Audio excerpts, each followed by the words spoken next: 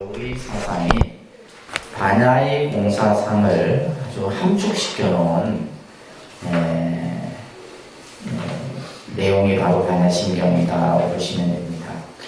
보통 우리가 경이라고 붙였을 때는 우리가 천수경 공부할 때도 말씀드렸지만은 원래 이제 경이 구성되는 요건들을 우리가 이제 말하죠. 보통 이와 같이 나는 들었습니다. 어느 때 부처님께서 어디에서 이런 이제 그 내용이 나와야 되는데 천수경 같은 경우는 이제 그런 어떤 내용이 없이 이제 본 천수경에는 다 나오는데 지금 우리가 독송하는 천수경 같은 경우도 이제 기도문의 형태로 이루어져 있다 보니까 정부업진원부터 시작이 됐고 이 반야심경도 마찬가지로 이제 우리가 609 반야 말씀드렸죠, 그죠?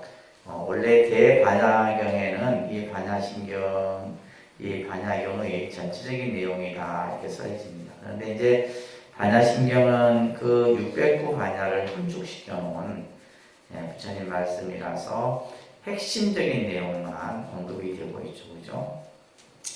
자, 우리가 지난 시간에 이제 이 반야경이 성립되는 그러한 시대적인 말씀들을 말씀드렸는데 부처님 초기 시대를 우리는 초기 불교다라고 하고 부파불교, 그 다음에 대승불교 이렇게 이제 시대적인 내용이 나오고 있다는 거. 특히 이 대승불교에 와서는 대승불교의 가장 근본 사상은 중생을 제도하는 겁니다. 중생을 제도하는 거. 그래서 우리가 이제 선도 마찬가지고, 우리가 이제 여러 불교의 사상도 마찬가지고, 깨달음을 얻고 나서는 다시 중생 세계에 들어가서 중생의 고통을 구제하는 이것이 바로 대승불교 사상의 가장 핵심이에요. 그래서 이 대승불교의 여러 사상들은 그냥 어느 날 갑자기 만들어진 것이 아니라 그 근본이 되는 개념은 바로 연기라고 했어요. 그죠? 연기. 그래서 연기의 개념이 대승불교에 와서는 공으로 이렇게 나타나게 된다라는 말씀을 드렸고, 이러한 부처님의 49년 설법을 이제 5시교로서 나누어서 설명을 드리는데, 자, 첫 번째는 화엄시라고 했어요. 그죠? 화엄시. 부처님께서 보리수 아래에서 깨달음을 얻고 나서 이제 37일간 이 화엄경을 설하시게 됩니다. 이 화엄경은 대승 사상에서도 아주 꽃이라고 불려지는 경이 바로 이 화엄경이에요.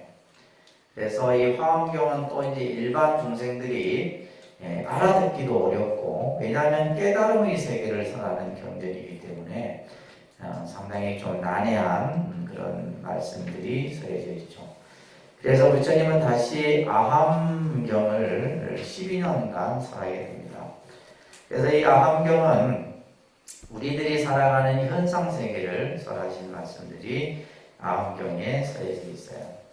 그리고 다시 이제 8년간 방등부 경전을 설하시게 되는데 유마경이라든지 승만경 이런 경전들이 설해지게 되고, 그 다음에 이제 우리가 21년간 부처님께서 설하셨던 반야부 경전, 이 반야부 경전을 우리는 반야시라 이렇게 한다고 했어요. 그죠? 그리고는 이제 마지막 8년에 설하신 말씀이 법화열반경이 되겠습니다. 이렇게 해서 이제 우리가 오시교를 이해하게 되면 부처님이 49년간 어떤 말씀들을 우리들에게 설했는가에 대해서 이해할 수가 있게 되죠. 자, 그 다음에 이제 오늘은 조금 이 부처님의 말씀을 바탕으로 해서, 자, 이 불교의 교설은 굉장히 다양합니다. 다양하고 또 중생들이 이해하기 쉽도록 가르침들이 설해지게 되는데, 여기서는 이제 삼종설법에 대한 말씀을 잠깐 드리도록 하겠어요. 삼종. 이 삼종에 대한 개념을 여러분들이 잘 이해를 하셔야 되는데, 처음에 부처님께서는 이 상종에 대한 말씀을 하셨어요. 상종.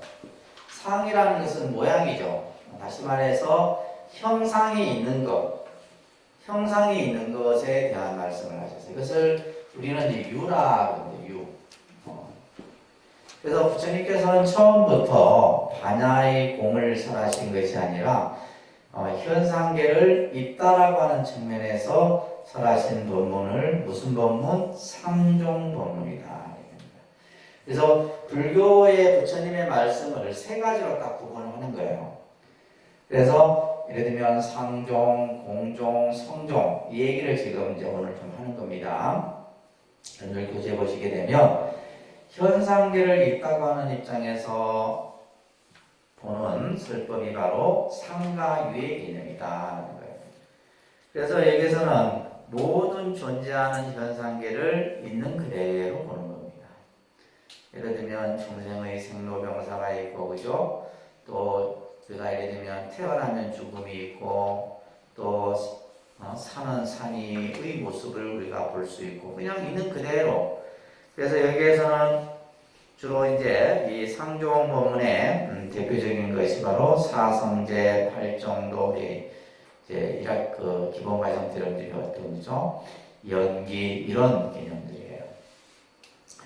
그래서 중생의 삶의 모습을 현실적으로 봤을 때 중생의 삶에는 괴로움이 있고 그 괴로움에 대한 원인도 있고 또 그 괴로움을 없애는 있다는 입장에서 여러 이제 설법들이 설해지게 되는데 이 상종 설법의 이제 대표적인 경전이 바로 아함경입니다. 무슨 경? 아함경. 그러니까 중생의 입장에서는 중생이 볼 수 있는, 이해할 수 있는 내용들이기 때문에 이거는 쉬운 단계의 말씀이에요. 좀 쉽게 이해할 수 있는. 그래서 이러한 아함경은 주로 유의 입장에서 설해진 경전에 속합니다. 그래서 유의 차원은 우리가 말하는 상식에 통하는 개념이에요. 상식이라는 것은 누구나가 다 이해할 수 있다 이 말이에요. 그래서 이제 이렇게 부처님께서는 이러한 말씀들을 했는데, 근데 이제 문제가 있게 돼요. 이제 부처님께서 있다라고 하는 개념을 설하다 보니까 중생들이 그것이 마치 실제하느냐 생각을 하거든요. 실제 있는 것이냐. 그래서 다시 이제 그 유의 입장을 깨뜨리기 위해서 설한 것이 바로 공종설법이에요. 두 번째는 무슨 설법? 공종설법입니다. 결국 이제 중생이 이 유의, 다시 말해서 현상이 있다라고 하는 것에 대해서 집착을 하기 때문에 뭐에 대해서 한 거예요? 무에 대해서 무에 대한 말씀을 하시네. 이 경전이 대표적인 것이 바로 반야경이에요. 반야경. 그래서 중생들이 있다라고 생각하는 것을 깨뜨리기 위해서 부처님께서는 그것은 있는 것이 아니다. 잠시 있다라고 보여질 뿐이다. 이렇게 말씀하신 거예요. 이것이 이제 무의 입장입니다. 그죠? 그래서 두 번째는 보시면 공종설법인데 모든 현상계를 없다라고 하는 입장에서 보는 겁니다. 이것을 무슨과 뭐의 차원? 공과 무의 차원이다. 그래서 이 세상에 있는 모든 것들은 있는 그대로 받아들일 것이 아니라 그것은 실체가 아무것도 없다 이 말이에요. 텅 비어 있다 이 말이에요. 그러니까 우리가 봤을 때는 있는 것으로 보여지지만 그것은 있는 것이 아니다라는 거예요. 그래서 이 세상의 모든 존재하는 있는 것이 아니라 텅 빈 것으로 보아야 한다는 공의 사상을 갖게 됐다. 자, 여기서 이제 어려워지는 거예요. 여러분들이 불교를 이해할 때. 그러니까 상종 본문만 보면 어려울 것이 없는데 나중에 또 이제 공부를 하다 보니까 그죠? 이 공종의 말씀이 또 더 나오는 거예요. 우리가 지금까지 있다라고 생각했는데 갑자기 어느 날 부처님께서는 있는 것이 아니다. 이러니까 이제 우리의 생각은 뭐예요? 왜 부처님은 있다고도 했다가 없다고도 했다가 막 있는 것도 아니라 했다가 없는 것도 아니라 했다가 그죠? 불교의 교설이 그래요. 그것은 이제 우리들이 가진 잘못된 생각을 깨뜨리기 위해서 이렇게 이제 하나하나 설하는 겁니다. 그래서 모든 것은 다 일체가 공이다라고 보는 거예요. 그러한 것이 바로 이 공종설법인데 바로 이 공종에 대한 말씀이 부처님이 21년간 설하시게 된 거예요. 이게 이제 우리가 공부하는 반야심경이 이제 대표적인 이제 바로 무예설법이다. 그래서 반야심경은 실제 보면 전부 무예요. 무 안입이 설신의 무 색상양 미촉법 무한계 내지 무의식경. 그러니까 예를 들면 반야심경에 보면 사성계도 없고 연기도 없고 다 없어요. 일체가 다 무예요. 이게 이제 공종설법입니다. 그러면 이 공종설법을 설한 것은 뭐다? 우리의 중생들이 유라는 집착을 깨뜨리기 위해서 공을 설한 거예요. 또 공을 설했더니 중생들은 또 뭐예요? 공에 집착해. 없다라는 것에 또 집착을 하는 거예요. 그래서 이제 세 번째 설한 설법이 성종설법입니다. 성종. 사실 요 개념만 이해하게 되면 불교는 굉장히 쉬워요. 불교 공부를 하는 분들이 그래서 요 세 가지 개념만 잘 이해해도 불교를 이해하는데 굉장히 도움이 됩니다. 이 성종은 뭐냐면 모든 것을 진여의 입장에서 보는 거예요. 다시 말해서 유무의 경계를 떠나서 있는 그대로의 모습, 그 진여의 입장에서 본 거예요. 이 대표적인 경전이 바로 뭐냐? 화엄경이에요. 화엄경. 이렇게 딱 여러분들이 이해를 하시면 불교에서 이제 교설의 큰 틀을 이해하는 겁니다. 세 번째는 보시면 모든 현상계를 그 자체의 진리로 봤다 이 말이에요. 이건 성의 참. 성이라고 하는 것은 본질, 본성 이런 뜻이에요. 그러니까 이 세상에 존재하는 것을 그죠? 있는 그대로 본 거예요. 자, 여기에서 있다라고 하는 개념과 보여지는 모습의 참된 성품의 모습과는 다르다라는 거예요. 그죠? 그래서 제일 처음에는 중생들이 눈으로 보여지는 현상을 상종설법으로 말씀하셨고, 그 다음에 이 유에 집착을 하기 때문에 다시 부처님은 공을 설하셨고, 또 공을 설했으니까 공에 집착하니까 다시 뭘 설해요? 성종을 설하시게 됐다. 그래서 이 성의 차원은 모든 현상계에 존재하는 모든 것은 그대로 진리다. 그래서 이것은 가장 차원이 높은 경이다. 그래서 우리가 이제 불교를 이해하는데도 이렇게 이제 이해 차원이 점점 올라가야 돼요. 그래야지 불교를 전체를 다 이해할 수 있게 됩니다. 그러니까 어떤 사람은 대부분 사람들은 공부가 여기서 끝나는 경우도 있고 여기서 끝나는 경우도 있고 여기까지 가지는 못하는 거예요. 그래서 마치 이제 이 상종에 대한 말씀만을 가지고 불교다 이건 불교가 아니잖아요. 그죠? 한쪽 면만 보는 거예요. 또 예를 들면 이 공종의 가르침만 가지고 불교를 이해한다면 이것도 또한 한쪽 면이에요. 우리가 이제 마지막에 이 성종의 개념을 이해해야 된다라는 겁니다. 자, 그렇기 때문에 이 성의 차원을 보시게 되면 비유, 비무, 영무, 여규, 영무다. 있는 것도 아니고 없는 것도 아니고 그러면서 또한 있으면 또한 없다 이런 표현이에요. 그러니까 이제 이런 표현들이 우리가 이제 불교 가르침을 공부하다 보면 많이 나와요. 있는 것도 아니고 없는 것도 아니고 또한 있기도 하고 없기도 하다. 자, 이거를 이제 우리가 일체유심자라는 말과 한번 연결해서 보겠습니다. 모든 것은 오직 마음이 만들어냈다. 그죠? 오직 마음이 만들어낸 것이다. 라는 것이 일체유심조의 뜻이에요. 그래서 우리가 이제 경전의 모든 말씀을 특히 팔만대장경을 상종, 공종, 성종, 삼종으로 분류해서 풀게 되는데 자, 이 세 가지만 이해해도 그죠? 모든 부처님의 말씀을 다 이해할 수가 있게 돼요. 자, 예를 한번 들어볼게요. 여러분들이 산은 산이요 물은 물이다 이런 말 들어보셨죠? 그죠? 산은 산이요 물은 물이다. 이 말씀을 가지고 세 가지로 이제 우리는 이해할 수 있어야 돼요. 상의 입장에서 보면 산은 산이요 물은 물이다. 우리가 산을 보고 산이요 물을 보고 물이라 합니다. 이거는 뭐예요? 현상의 있는 모습을 그대로 설명하는 거예요. 그런데 이제 공의 입장에서 보면 이렇게 얘기를 하는 겁니다. 산은 산이 아니요 물은 물이 아니다. 이 얘기를 해요. 그러니까 이제 이런 얘기를 하게 되면 아니 산을 산이라 해야지 왜 산이 산이 아니라 하고 물을 물이 아니다. 이렇게 얘기해요. 이거는 공의 입장에서 그냥 단지 그 이름이 산일 뿐이다.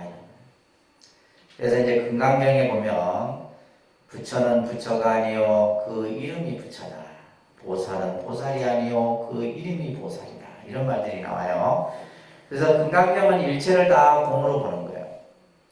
그러니까 지금 이제 이 공의 입장에서는 산이 산이 아니요 물은 물이 아니에요. 그 이름이 산이고 그 이름이 물일 뿐이다. 이게 공의 입장입니다. 마지막에 성의 입장에서 보면 뭐요? 산은 다만 산이요 물은 다만 물이로다. 이게 이제 성의 입장이에요.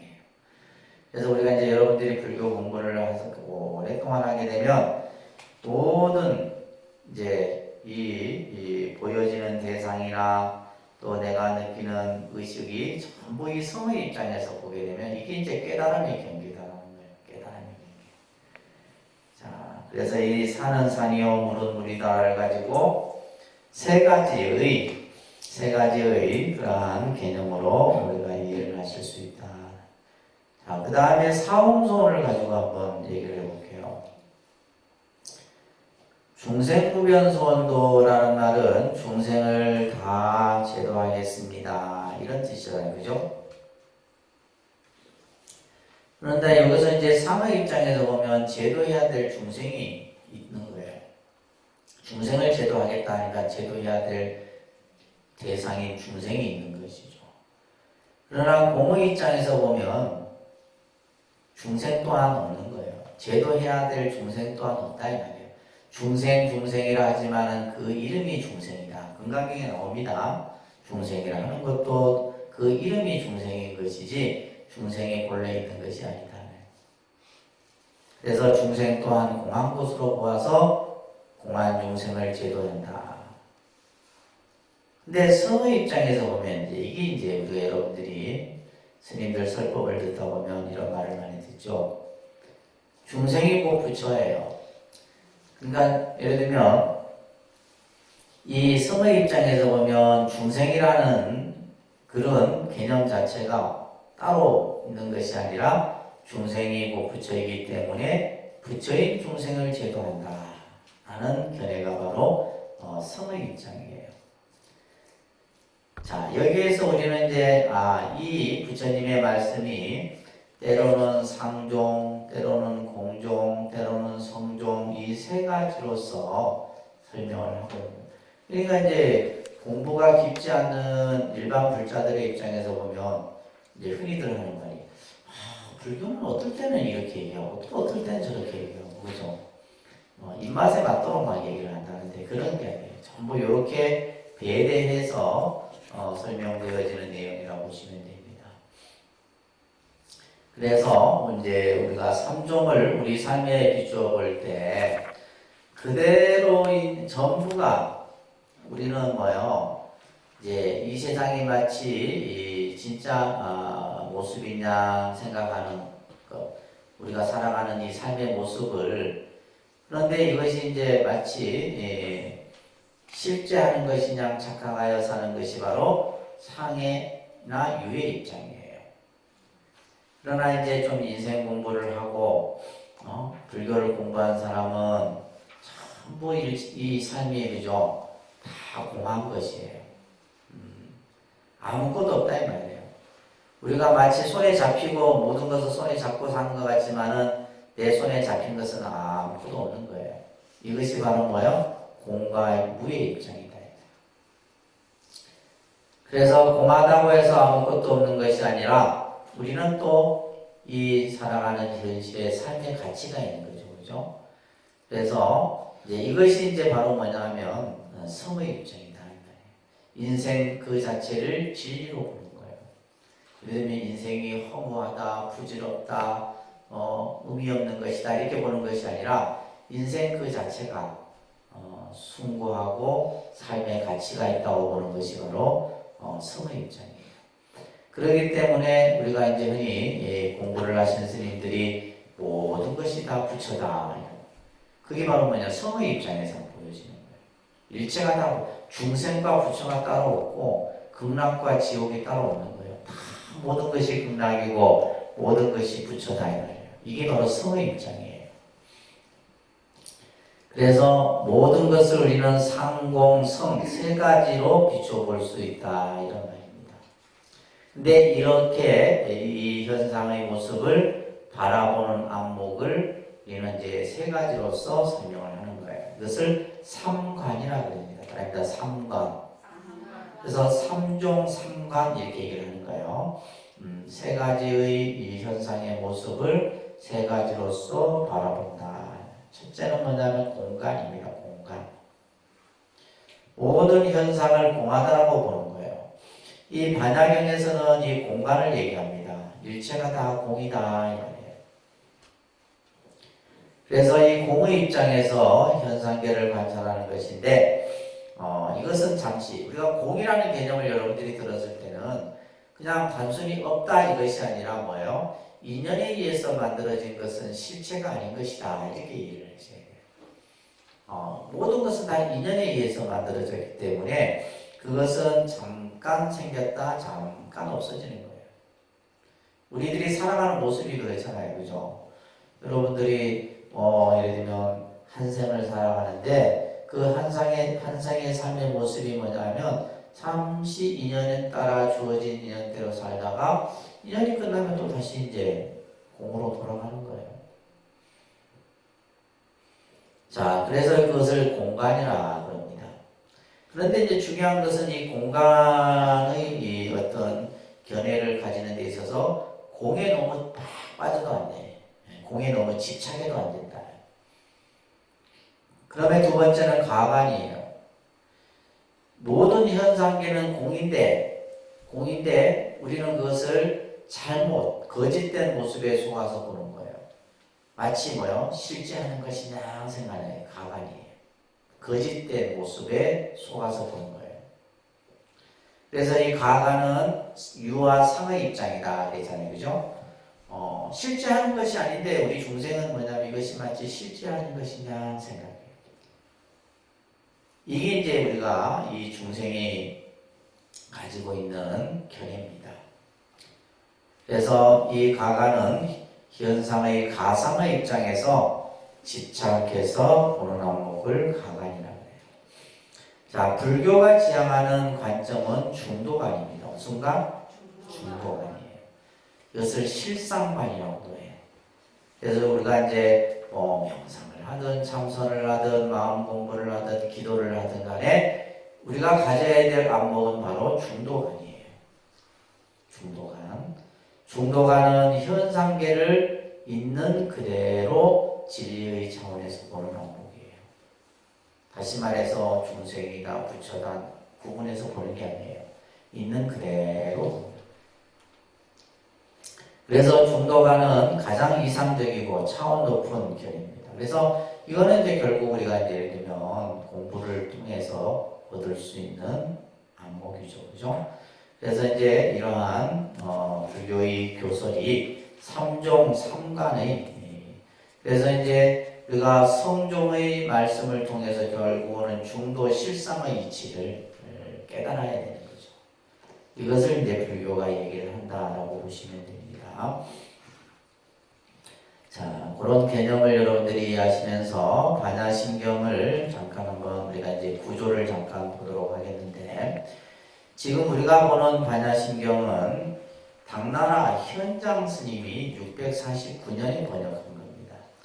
그래서 원래 이제 경명은 반야바라밀다 심경이에요. 반야바라밀다 심경인데 원래는 이 609 전체의 내용을 함축해서 276자로서 이렇게 해놓은 겁니다.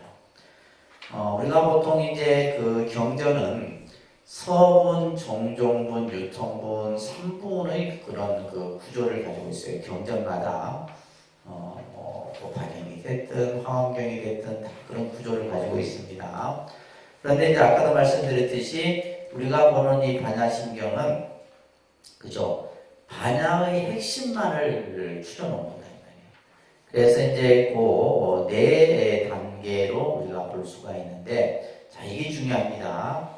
그래서 반야심경이 어떤 내용들로 이렇게 구성되어 있는가? 첫째는 반야의 뜻을 세우고 있어요. 반야. 그러니까 이 반야심경에서 제일 첫 번째 나오는 내용은 반야의 뜻을 세우고 있다. 반야라는 말은 무슨 말이라고 했어요? 지혜입니다. 지혜. 반야의 뜻이 뭐라고요?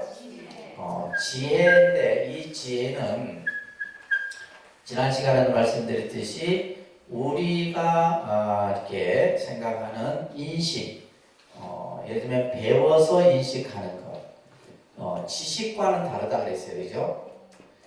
지식이라고 하는 것은 이거는 뭐냐면 분별과 분석을 하게 돼요.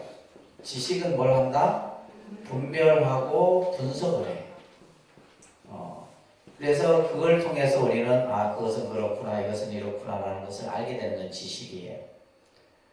그래서 지식은 반드시 뭘 하냐면 참과 거짓을 알고, 그죠? 옳고 그런 것을 나누는 거예요. 이건 지식이에요. 그래서 우리가 사실 이제 이 지식이라고 하는 것은 살아가는데 필요하죠. 필요하지만은 이것이 어느 한쪽에 치우치게 되면, 그죠? 그래서 우리가 예를 들면 지식이 많은 사람들이 보면 생각이 어느 한쪽에 치우쳐 있어요. 왜냐하면 자기가 보는 대로만 생각을 하기 때문에 그래요. 그렇기 때문에 예를 들면 우리가 뭐 보수, 진보 뭐 이런 어떤 관점들이 있잖아요. 생각이 전부 다 같게 되는 거예요. 근데 이거는 뭐냐면 지식이 많으면 많을수록 이게 더 강해. 강합니다. 그래서 우리가 이제 그 사회 계층 중에 보면 교수 집단들이 생각이 굉장히 편협해요.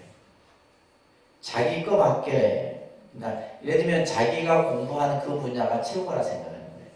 남의 것은 인정 안 합니다. 그래서 이제 간혹 보면 그 대학에서 교수들이 막 이제 논문 가지고 이렇게 할 때 보면 자기 그 견해를 막 무조건 주장을 하죠. 그럼 결국 뭐냐면 분별을 하고 분석을 해서 자기 견해에 집착을 하기 때문에. 반면에 우리가 이제 이 불교에서의 지혜는 무분별입니다. 불교의 지혜는 무슨 분별? 무분별. 분별을 떠났어. 예를 들면 참과 거짓이 없어요. 옳고 그런 것이 없어. 이 불교의 지혜는, 이 지혜라고 하는 것은 뭐냐면 모든 것이 다 참이고 모든 것이 다 진여의 모습으로 보는 거예요. 그래서 우리가 이제 반야를 지혜의 완성이라고 얘기를 합니다. 지혜의 완성. 그래서 이제 부처님께서 609 반야를 21년간 말씀하시는 데 있어서 제일 핵심이 뭐냐면 반야바라미를 행하라, 이 내용이에요. 609의 내용이 반야바라미를 행하라. 다시 말해서 반야바라미를 뭐예요? 깎아서 반야바라미를 완성하라. 그것은 바로 뭐예요? 지혜의 완성을 뜻합니다. 그러면 이 지혜라고 하는 것은 그냥 이루어지는 것이 아니라, 여러분들 이제 육바람을 배웠죠? 보시, 인욕, 지계, 그죠? 선정, 보시, 인욕, 지계, 선정, 그 다음에 뭐 있죠? 지혜. 6가지, 그죠? 6가지의 바라미를 완성해야지만 마침내 이 지혜가 완성이 되게 되는데, 자, 그래서 이 첫 번째 이 반야심경에서는 반야의 뜻을 세운다. 그러니까 이제 지혜로서 저 언덕을 건너가는 이치로 살펴보니 모든 일체가 뭐하다는 거예요? 공하다는 거예요. 자, 그 내용이 어디에서부터 어디까지냐면 관자재보살부터 도일체고해까지. 자, 여러분들 그 옆에다가 그 실행제 한번 펴놓으세요. 반야심경 한번. 48쪽 한번 펴볼까요? 따라합니다. 관자재 보살이 깊은 반야 바람 일다를 행할 때 온이 공한 것을 비추어 보고 온갖 고통에서 건너느니라. 이게 가장 핵심이에요. 이 지금 여기에서 이미 뭐냐면 반야의 뜻을 세워놨다 이 말이에요. 그러면 여기서 중요한 것은 뭐냐? 반야 바라미를 행함으로써 뭐요? 일체가 공한 줄 알고 고통에서 건넜다 이거예요. 그러니까 우리가 이제 부처님의 가르침의 핵심이 뭐라 그랬어요? 괴로움으로부터 벗어나는 가르침이 바로 불교의 가르침이에요. 괴로움의 문제로부터 벗어나는 거. 그러면 지금 이 괴로움으로부터 벗어나기 위해서는 뭘 해야 돼요? 반야 바라미를 닦음으로써 일체가 공한 줄 알았을 때 우리는 괴로움으로부터 벗어날 수 있다. 이 내용이 이미 600부 반야를 다 얘기해 놓은 겁니다. 요 구절이. 그래서 이것을 우리는 흔히 반야의 뜻을 세웠다라고 얘기를 하는 겁니다. 아시겠죠? 자, 그 다음에 두 번째 단락은 뭐냐 하면 이제 우리들이 가지고 있는 잘못된 인식을 깨뜨려야 돼. 우리는 지금 어떤 인식을 가지고 있어요? 있다는 생각을 가지고 있단 말이에요. 모든 것은 있는 것이고 모든 것은 내 것이고 모든 것은 존재하는 있다라는 그러한 생각을 깨뜨려야 되는데 그러기 위해서는 뭘 했냐면 반야의 공간으로 비춰가야 된다. 그래서 모든 현상과 가치와 방편을 지혜의 공돌이 이것을 공돌이라고 합니다. 다음에 공돌이 돌이라는 것이 이치를 말하는 거예요. 공의 이치를 말하는 거예요. 그 지혜의 공의 이치를 잘하고 있는 대목이에요. 그래서 여기에서는 모든 현상은 공이고 그 공이 또한 일체의 현상이다. 그래서 공성에 대한 말씀도 설해지고 있죠. 육근, 육진, 육식 다 여러분들 배웠던 건데 그죠? 그런데 육근, 육진, 육식, 12년, 사제 이것까지가 다 공하다는 거예요. 그렇기 때문에 이 공의 이치에서 보면 아무것도 얻을 것이 없다. 무소득이다. 그래서 공으로 이제 세상을 비추어보는 일체가 공으로 딱 비추어봤을 때 다 일체가 모든 것이 공이에요. 그 대목이 바로 뭐예요? 사리자여서부터 쭉 해갖고 무지영무드까지예요. 자, 여기 보면 이제 저 49쪽에 보면 지혜도 어둠도 없느니라 여기까지가 이제 일체가 공으로 보는 거예요. 일체가 전부 공으로. 그러니까 사리자여 색이 공과 다르지 않고 공이 색과 다르지 아니며 색이 곧 공이요 공이 곧 색이다. 수상행식도 그렇다 해요.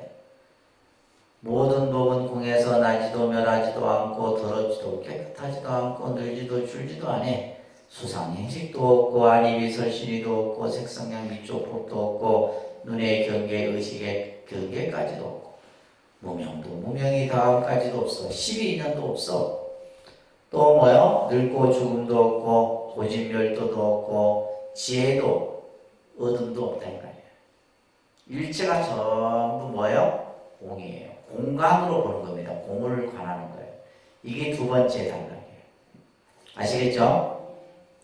세 번째는 지혜의 공간으로 일체 현상을 비춰보니 그 나머지가 어떠한 경계냐면 내가 이 세상을 딱 공으로 비춰보니 내가 지금까지 잘못 보았던 인식들이 전부 올바르게 바꿔지는 거예요.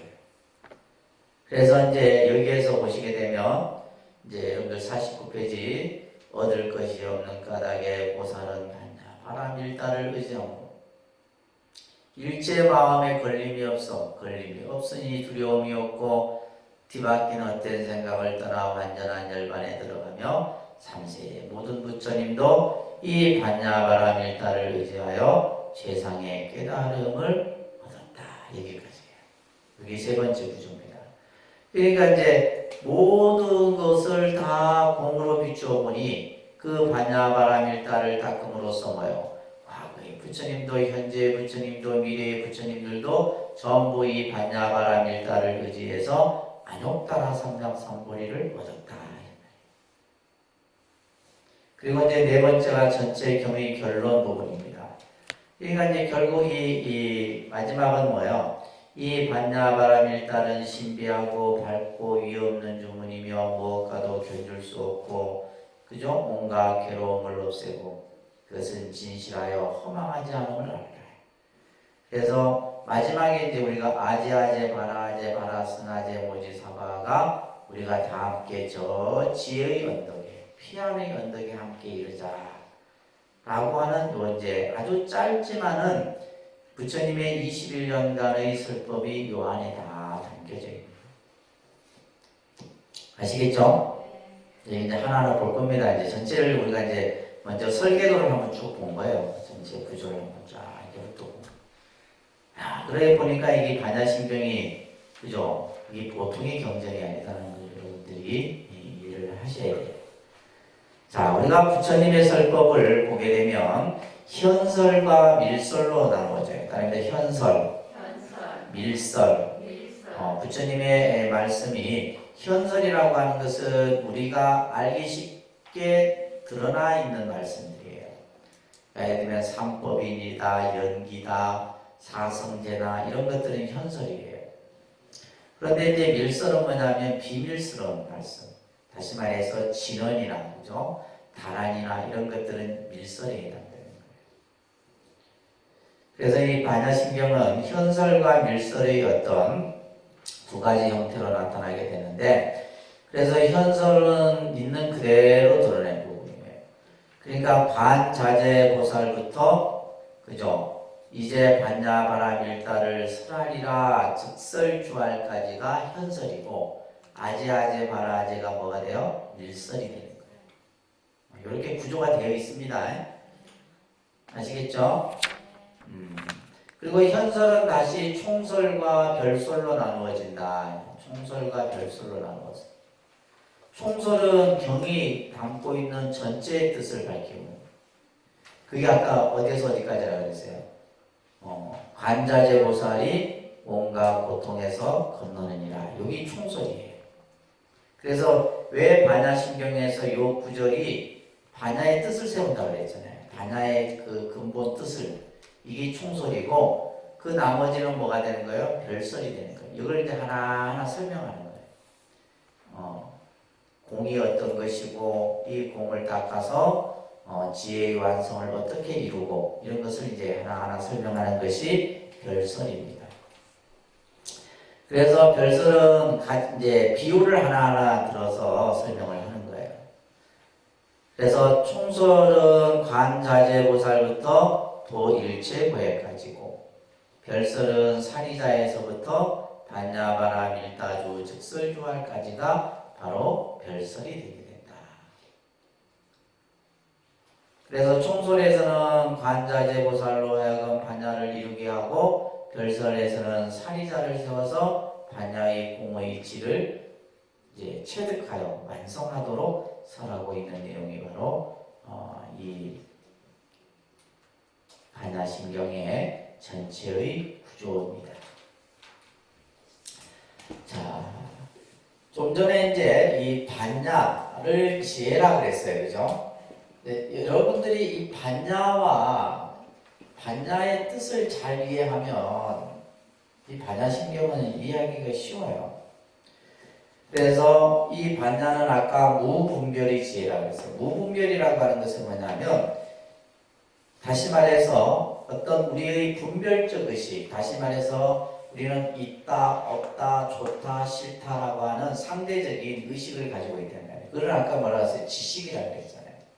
그러니까 이 지식의 개념을 뛰어넘어서 있는 그대로의 이 안목, 다시 말해서 실상의 모습을 있는 그대로 보는 안목을 지혜라고 해요. 아까 우리가 성종의 그 진여라는 말이 바로 이 지혜를 말하는 거예요. 결국 우리는 이제 불교가 지향하는 목적은 지혜의 완성이거든요. 지혜의 완성이다. 그 지혜를 우리는 뭐라 그래요? 깨달음이라고 얘기하는 거예요. 깨달음을 다시 말해서 지혜라고 얘기하는데 그 깨달음이 뭐냐 하면 현상의 모습을 있는 그대로 보는 거예요. 근데 우리는 이제 중생은 뭐냐 하면 내가 인식에 의해서 보여지는 대상만을 인식하는 거예요. 그에 따라서 우리는 좋고 싫은 것을 분별하고 그죠? 번뇌를 일으키고 괴로움을 일으키는 거예요. 그러나 우리가 이제 지혜가 완성이 됐을 때는 이런 어떤 상대적인 분별이라든지 이런 개념을 떨쳐버리는 겁니다. 그래서 우리가 이제 이것은 첫째 지식은 분별 분석한다 했는데 뭘 분별 분석해요? 사물, 현상을 분별 분석하는 거예요. 나타난 모습들, 나타난 모습들을 비교 분석해서 그러면서 뭐냐면 모양과 특성을 구분해서 인식을 합니다. 뭐하고? 모양과 특성을 구분해서 이것을 인식해요. 이건 지식이에요. 그래서 우리는 학교에서 배우는 것은 지식이라고 하잖아요. 그래서 예를 들면 뭐 수학이 됐든 과학이 됐든 모든 것은 뭐예요? 어떤 모양을 또 구분하고 특성을 인식해서 이것은 이렇고 저것은 저렇고 해서 우리가 이제 우리 어떤 지식의 범주 안에서 만들어 놓은 틀을 맞춰가는 거예요. 이건 지식이에요. 그렇지만은 불교는 이 지식이 아닌 뭐를 추구한다? 지혜를 추구한다. 이 지혜에서는 뭐냐면 시비 분별이 없어요. 다시 말해서 시비가 없다 이 말이에요. 옳고 그런 것이 없어요. 시비를 떠난 경계가 바로 지혜다 이 말이에요. 자, 그 얘기를 이제 이 반야심경에서 하는데, 자, 이거를 이제 여러분들이 우리가 이제 경을 공부하기 위해서는 제일 먼저 경명을 먼저 한번 보시죠. 경명. 여러분들 공책에다가 한번 써보세요. 마하반야 바라밀다 심경. 우리 사경하신 분들은 반야심경 많이 써보셨죠? 한번 이 한자를 한번 써보세요. 마하반야 바라밀다 심경.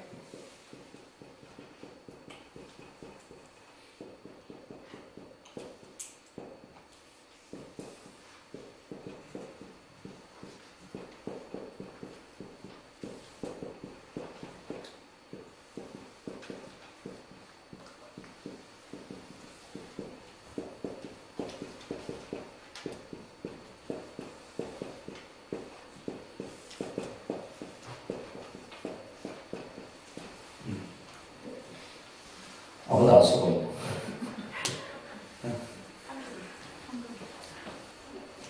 이거 자꾸 써보세요. 경전 이거 쓰는 거 좋습니다.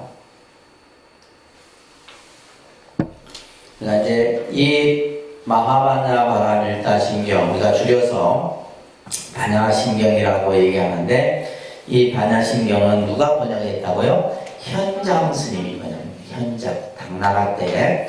그러니까 이 현장 스님은 중국 스님이죠. 중국에 당나라 시대 때 중국 스님인데 이 스님이 이제 불경을 이제 구하기 위해서 그 말하는 실크로드를 타고 중국을 갑니다. 인도로 가서 그 당시 이제 이 현장 스님이 그 중국 그 당나라 장안 수도에서 이제 그 실크로드를 타고 인도로 가는 그 모든 일정 그 기록들을 전부 다 해요. 그 지역은 문화가 어떻고 어떤 사람들이 살고 이런. 그러니까 그게 유명한 뭐냐면 대당서역기라고 하는 대당서역기라고 기행문이 요즘 말로 하면 우리가 기행문이라고 그러죠, 그죠? 여러분들 왕호청축국전 이런 거 들어보셨죠? 전부 그러면. 그러면 그 당시에 이제 이 장안을 출발해서 이제 실크도를 타고 걸어서 가는 거죠. 걸어서 이제 인도에 가서 부처님 경전을 다시 구해갖고 다시 중국으로 온 거예요. 엄청난 여정인 거예요. 그래서 다시 장안으로 와서 장안에서 다시 경전을 또 번역을 하는 거예요. 그러니까 예를 들면 우리가 현장 스님 같은 경우는 중국 사람이기 때문에 한자는 잘 알겠죠. 근데 이분이 또 어학에 능통을 했어. 그러니까 예를 들면 인도 범어를 다시 한자어로 다시 또 다 번역을 한 거예요. 그 중에 이제 특히 그 인도에 가셔서 그 당시 나란다라고 하는 대학이 있었는데 세계 최초의 대학이에요. 세계 최초. 하버드는 대학도 아니야. 나란다 대학이에요. 근데 이 나란다 대학이 이 현장 스님이 갔을 때 2만 명의 스님들이 공부를 하고 있었다고 해요. 지금은 유적만 남아 있습니다. 인도에 유적만 남아 있는데 세계 최초의 종합대학입니다. 거기에서 이제 이 현장 스님이 공부를 하셨다라는 기록도 나와요.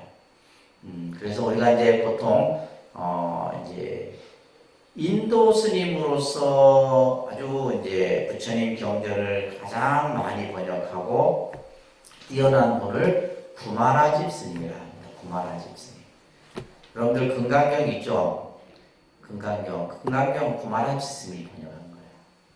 그러니까 이 구마라집 스님 같은 경우는 인도의 스님인데 어떻게 해요? 한자어로 번역을 한 거예요. 이 구마라집 스님은 다시 이제 중국에 와서 그래서 이 구마라집 스님은 대단한 스님이에요. 그리고 이제 중국인으로서 이제 또 부처님 경전을 좀 크게 또 번역하신 분이 현장 스님이고. 그래서 우리가 보통 이제 경전을 이렇게 이제 얘기를 할 때 구마라집본, 현장본 이렇게 이제 크게 두 개를 얘기를 합니다. 그래서 나중에 이제 우리 이제 본경에 나오지만은 관세음 보살이라고 하는 명호와 또 관자재보살이라는 이 명호가 있잖아요. 똑같은 관세음 보살인데 바로 이제 구마라집 스님은 관세음 보살이라고 번역을 하고 현장 스님은 관자재보살이라 이렇게 번역을 하는 거예요. 이런 이제 그 번역의 차이점들이 나오게 됩니다. 자, 우리가 이제 경전을 보게 되면 이 경전의 경명이 중요합니다. 자, 마하라는 말은 그냥 이 뜻은 뭐냐면 대라는 뜻이에요. 대, 마하. 우리가 예를 들면 뭐 속도의 어떤 우리가 이제 속도의 개념이 굉장히 빠른 것을 마하 막 이렇게 하잖아요. 근데 이제 이 그냥 마하를 중국 사람들이 이렇게 이제 글자를 쓴 거예요. 마하. 그냥 소리 나는 데는 거예요. 그죠? 마하. 그러니까 이 뜻은 뭐냐면 대라는 뜻인데 이 뜻은 뭐냐면 의역이라고 해요. 그러니까 의역. 이제 뜻으로 번역했다 이런 거예요.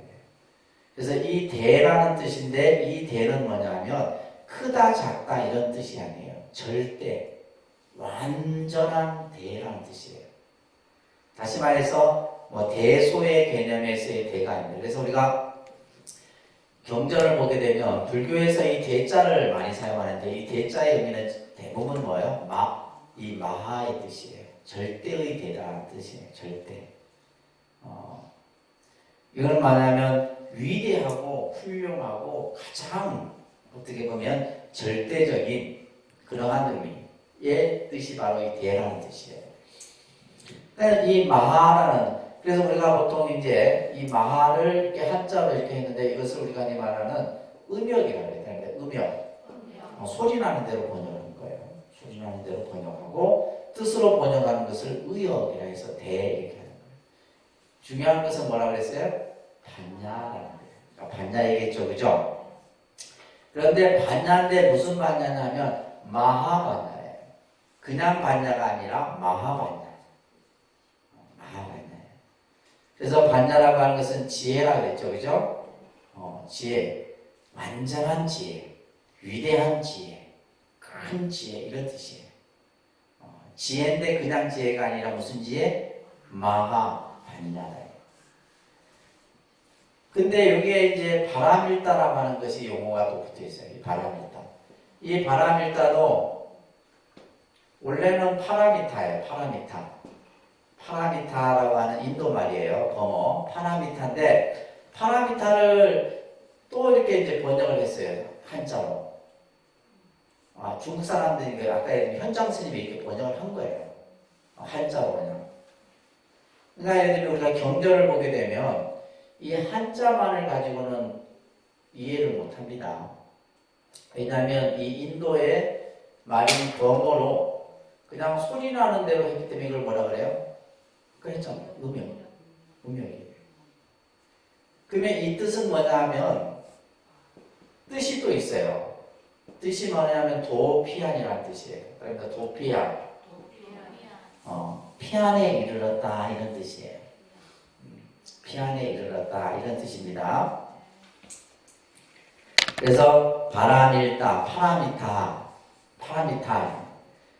예를 들면 반야도 마찬가지예요. 이거 반야도 프라주냐라고 하는 이걸 그냥 또 그러니까 지금 마하반야 바람일 전부 이게 뭐냐면 인도의 말을 그대로 중국 한자어로 했는데 그러니까 이게 이제 뜻을 이해하지 못하면은 한자로만 가지고는 해석이 된다 안 된다. 심경. 심은 뭐냐면 이건 핵심을 뜻하는 거예요. 가장 어떤 핵심. 쉽게 해서 우리가 보통 이제 마음의 경전 이런 뜻이에요. 정수. 핵심, 정수를 뜻하는 거예요. 아니다. 마하반야 바람일다 신경. 마하반야 바람일다 신경. 마하반야 바람일다 신경. 마하반야 바람일다 신경. 우리가 근데 이제 이게 한문 경전 같은 경우는 이제 의미상으로 붙여서 읽어야 되는 경우가 있고 또 끊어서 읽어야 되는 경우가 있어요. 그래서 어떻게 보면 마하반야, 마하반야 이렇게 하면 안 되겠죠, 그죠? 왜냐하면 이 마하가 뭐 하는 거예요? 반야를 같이 하나의 단어로 쓰면 마하반야예요. 그죠? 마하반야 바람일다 신경. 만약에 이제 읽을 때는 이제 세 번 읽어요. 마하반야 바람일다 신경. 마하반야 바람일다 이렇게 하면 잘못해요. 마하반야. 근데 반야인데 무슨 반야? 마하반야. 바람일다 신경. 이렇게 해요. 그래서 이것을 이제 이렇게 해야 됩니다. 그러니까 위대한 반야의 지혜를 완성하는 마음의 경전. 이게 이제 반야신경의 본 경명의 뜻이에요. 위대한 반야의 지혜를 완성하는 마음의 경전 이런 뜻이에요. 위대한 반야의 지혜를 완성하는 마음의 경전. 그러니까 이제 이 반야신경이 가지고 있는 그 안에 있는 모든 뜻이 지금 이 경명에서 다 나타나는 거예요. 위대한 지혜, 위대한 반야의 지혜, 그죠? 위대한 반야의 지혜를 완성하는 마음의 경전이다. 이게 이제 본 경명의 뜻입니다. 자, 우리가 이제 한번 일단 본문을 한번 조금 들어가 볼까요? 오늘 이제 전체 핵심만 한번 보도록 할게요. 아니다. 관자재보살 행신반야 바람일다시 조견온 도일체구에 관자재보살이 깊은 반야 바람일다를 행할 때 온이 모두 공한 것을 비추어 보고 온갖 괴로움과 재앙을 건너느니라. 자, 여기서 이제 왜 관자재보살이 등장을 했느냐. 보통 우리가 이제 보면, 지금 이제 그 다음 줄에는 보면 이제 사리자라고 하는 부처님의 10대 제자. 특히 이제 사리자는 지혜제일이죠. 지혜제일. 그래서 우리가 이제 보통 반야경에 등장하는 보살, 그 제자가 사리자예요. 그러니까 금강경은 또 누가 등장해요? 수고리가 등장을 하죠. 수고리는 공의 이치를 가장 잘 터득한 제자가 수고리고, 그래서 이제 반야경은 주로 이제 사리자가 많이 등장하게 되는데, 자, 여기에 지금 관자재보살이 딱 먼저 등장을 해요. 이 관자재보살, 원래 관세음보살입니다. 그죠? 그래서 관자재나 관세음이나 다 같은 말이에요. 근데 아까도 얘기했듯이 관세음은, 그죠? 누가 구마라집 스님이 번역을 한 거고, 관자재보살은 현장 스님이 번역해요. 그러니까 이것을 보고 이제 사람들은 현장 스님이 번역한 본이다라는 생각을 하는 거예요. 그러면 왜 관자재보살이 이 지금 반야신경 지금 요 첫 대목에 딱 나오느냐? 지금 보면 우리가 불교에서 가장 중요한 근본 문제가 뭐예요? 일체의 괴로움을 없애는 거예요. 일체의 괴로움으로부터 우리가 벗어나는 건데, 특히 이제 여러 보살이 있지만은 이 관세음 보살은 자비의 보살이다. 늘 중생과 함께하고 중생과 가까이 있는 보살이 바로 관자재 보살이에요. 관세음 보살이다. 자, 이 관세음 보살이, 다시 말해서 관세음 보살님을 예로 들었지만은 여기에는 문수나 보현이나 지장이나 다 마찬가지예요. 이런 보살들이 말이에요. 다시 말해서 우리가 대승불교는 뭐예요? 보살의 개념이 중요하다고 그랬잖아요. 보살이 다 지금 등장을 합니다. 보살이 등장을 해서 중생을 구제하고 중생을 제도하고 하는데 그 역할을 보살이 다 하게 돼요. 그래서 먼저 보살이라고 하는 개념이 여기서 등장을 하는 겁니다. 근데 그 중에서도 뭐예요? 중생과 늘 함께하는 보살, 중생의 아픔과 중생을 제도해주는 바로 자비의 화신인 관세음 보살이 먼저 등장을 하는 거예요. 자, 이 보살이 말이에요. 반야 행심 반야 바라면, 여기서 이제 심이라는 것은 깊은 말이에요. 깊고 깊은 말이에요. 그래서 우리가 이제 천수경에도 보면 부처님의 법을 무상심심미묘법이다 이렇게 있잖아요. 심심. 부처님의 법은 아주 깊고도 깊어. 우리 중생이 가지고 있는 얕은 지혜로는 알 수가 없다 이 말이에요. 그 깊고 깊은 반야 바라밀다를 여기서 행위는 뭐냐면 그것을 닦을 때 말이에요. 반야 바라밀을 수행할 때 누가? 보살이 말이에요. 그래서 보살의 수행은 반야 바라밀의 수행입니다. 그러니까 보살의 수행은 반야 바라밀의 수행이다. 그러니까 여러분들이 이제 보살로서 불교의 수행을 닦는 데 있어서 그 수행은 바로 뭐다? 반야 바라밀의 수행이에요. 반야. 사실은 이제 우리가 이 보살의 수행을 얘기할 때 육바라밀을 얘기합니다. 무슨 바라밀? 육바라밀. 그래서 대승불교에서의 실천 수행으로 우리가 제일 중요하게 얘기하는 것이 바로 육바라밀 수행이에요. 그러니까 예를 들면 여러분들이 내가 보살로서 불자로서 어떻게 내가 수행을 하고 어떻게 내가 닦아가야 하느냐 했을 때는 육바라밀이에요. 육바라밀입니다. 그래서 이 육바라밀이 굉장히 중요한 거예요. 근데 우리는 대부분 불자들이 육바라밀을 그냥 하나의 어떤 교리적인 개념으로밖에 이해를 안 하죠. 이거는 실천 행위예요. 그래서 육바라밀, 그죠? 행위들은 행위들은. 그래서 여기서 제 첫째가 행심반야 바라밀다 이렇게 들어가는 거예요. 자, 첫 번째가 보시입니다. 그러니까 보시, 지계, 인요, 정진, 선정, 지혜. 그죠? 마지막에 지혜잖아요. 이 지혜가 이제 바로 반야다. 이거는 뭐 일단 외우는 것도 안 되는데 뭐 요즘 외우셔야 돼요. 따라합니다. 보시, 지계, 인요, 정진, 선정, 지혜. 그러면 이 지혜의, 그러니까 지금 여기서 반자재보살이 깊은 반야바라밀다를 수행한다. 이 말은 뭐냐면 보시로부터 지계, 인욕, 정진, 선정의 이 행을 전부 닦아가는 거예요. 그렇게 이해를 하셔야 됩니다. 그래서 그냥 우리가 예를 들면 반야바라밀이라 해서 지혜만 지혜를 닦기 위해서는 여기서부터 여기까지 다 이루어져야 돼요. 그 중에서도 지금 예를 들면 이 첫 번째가 보시예요. 보시는 뭐예요? 베푸는 거죠. 베푸는 마음이에요.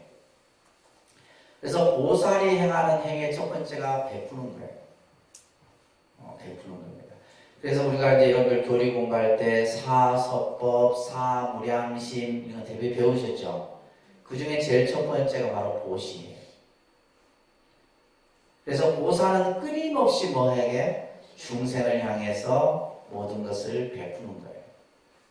이게 보시바라밀입니다. 보시바라밀.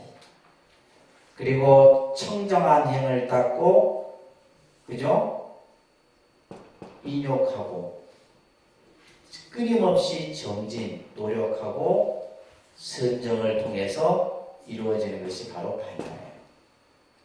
그래서 우리가 예를 들면 그냥 내가 참선한다고 앉아서 반야가 완성되는 게 아니에요. 뭐부터? 보시로부터 해서 이 앞에 5 바라밀이 완성이 돼야지만 마지막 지혜가 완성이 되는 거예요. 그래서 반자재보살이 깊은 이 반야바라밀다를 닦아요. 반야바라밀을 닦는 거예요. 그래서 609 반야경에서 제일 핵심이 바로 뭐냐면 바라밀행의 완성, 바라밀행을 닦아야 된다는 것을 강조하고 있는 겁니다. 바라밀. 아까 바라밀이 무슨 뜻이라 그랬어요?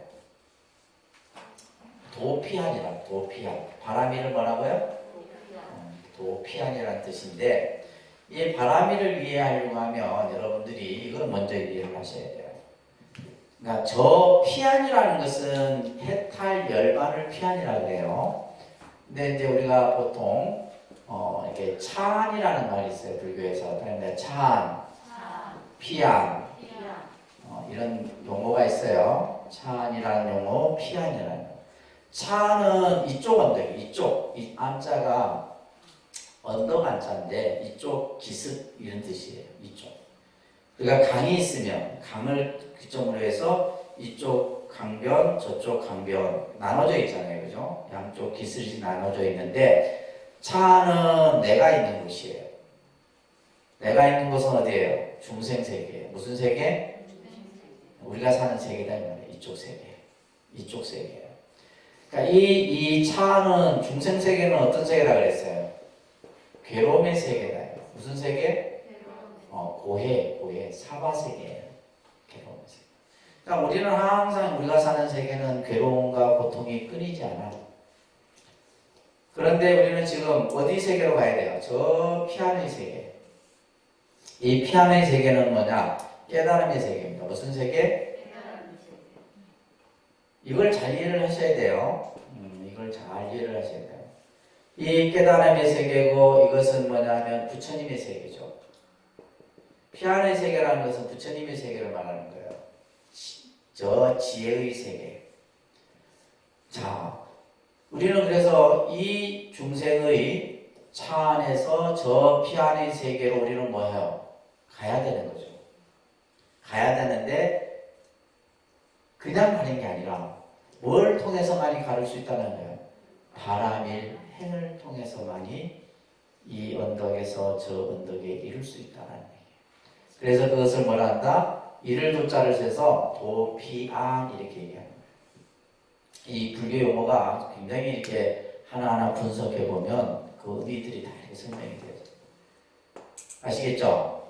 그래서 우리가 사는 이 중생 세계에서 저 피안의 세계. 그래서 우리가 아제아제 바라제 바라스나제가 뭐지 무슨 뜻이냐면 가세 어서 가세 저 피안의 세계 어서 가세 이런 뜻이에요. 피안의 세계로 함께 가자는 거예요. 그러니까 이게 뭐냐면 불교의 목적이에요. 중생이 전부 뭐요? 부처님의 세계, 깨달음의 세계에 이르자라고 하는 것이 대승불교가 추구하는 가장 근본 목적입니다.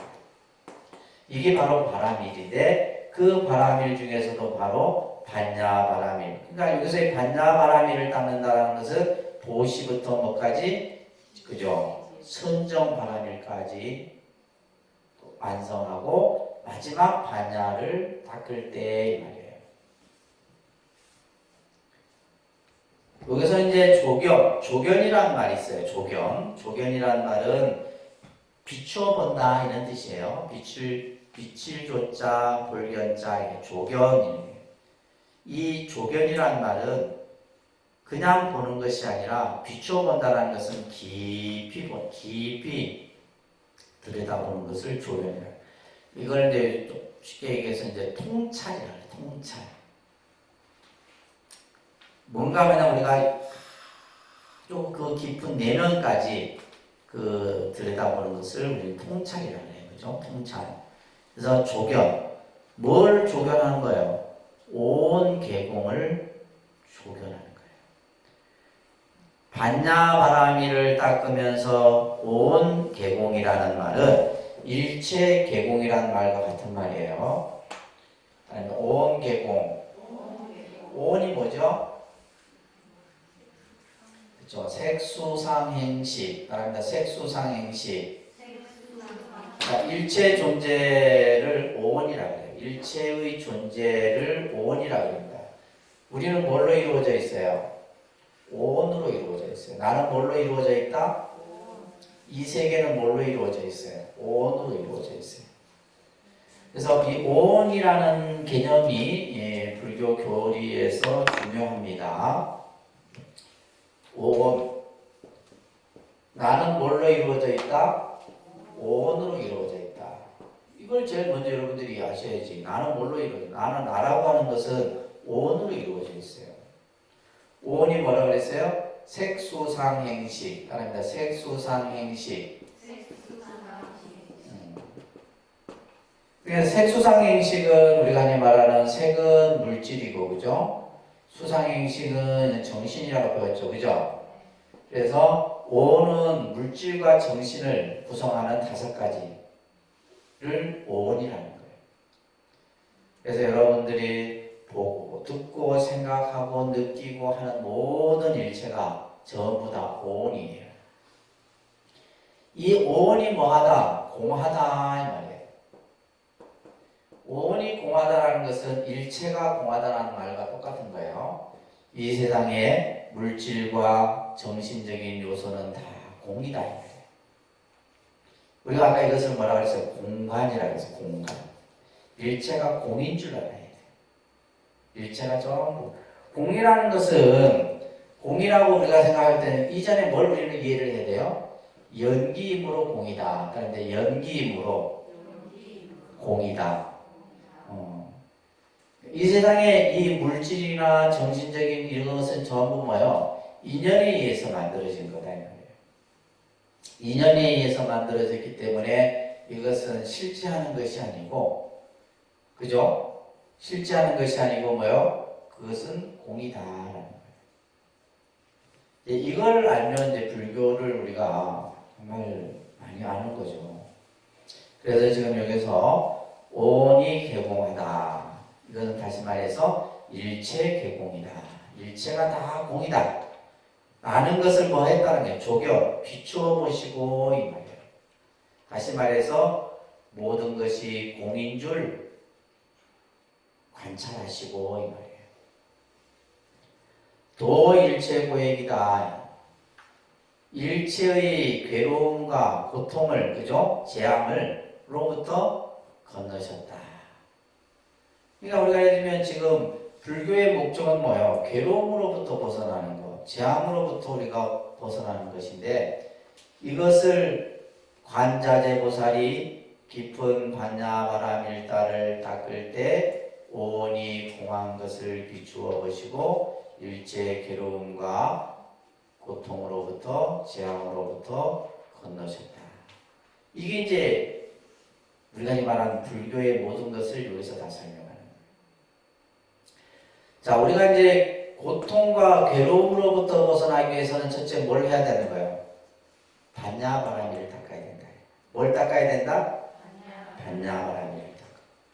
반야바라미를 닦으면서 뭐 해야 돼요? 일체가 공인 줄 우리는 봐야 되는 거예요. 일체가 다 공인 줄 알아야 돼요. 그래야지만 뭐로부터? 괴로움과 재앙으로부터 건너설 수 있다는 거예요. 그 고통과 재앙으로부터 우리는 벗어날 수 있다는 거예요. 이것을 누가 지금 관자재보살이 그 관세음 보살을 예로 들어서, 그래서 사실은 여기서는 보살은 이런 뜻이에요. 보살은 반야바라밀다를 닦을 때 온이 공한 것을 비추어 보시고 일체 괴로움으로부터 재앙으로부터 건너셨느니라. 그래서 관자재보살이 이제 우리가 중생과 가장 가깝고 친근한 보살이 바로 관세음 보살이죠, 그죠? 자, 요것만 이해하면 이걸 이제 지금 반야신경은 요 전체의 지금 핵심을 가지고 이거를 이제 계속 하나하나 이제 푸는 거예요. 뭘 푸는 거예요? 공에 대해서 설명하는 거예요. 공에 대해서. 그래서 조견, 오온, 개공이 아주 중요한 개념이에요. 그 다음에 반야바라밀다가 행신 반야바라밀다가 중요한 거고. 그래서 일체가 공을 먼저 설명을 하고 반야바라밀다를 통해서 궁극에는 뭐요? 지혜의 완성이 이루어진다는 얘기를 반야신경이 하고 있는 거예요. 결국 우리가 지금 가야 할 길이에요. 우리가 가야 할 길이고 우리가 완성해야 될 공부다라는 겁니다. 아시겠죠? 그래서 이거는 그냥 여러분들 그냥 이렇게 그냥 단순히 그냥 눈으로 보는 것이 아니라 생각을 깊이 하면서 관자재보살이 깊은 반야바라밀다를 행할 때, 반야바라밀다, 이 반야바라밀다는 보시로부터 그죠? 선정에 이르는 6가지 바라밀다를 수행하는 거예요. 그것을 닦을 때 온이 모두 공한 것을 비추어봤대요. 일체가 다 공이다. 일체가 공인 줄 알아야 되는 거예요. 비추어보시고는 온갖 괴로움과 재앙으로부터 건너셨다.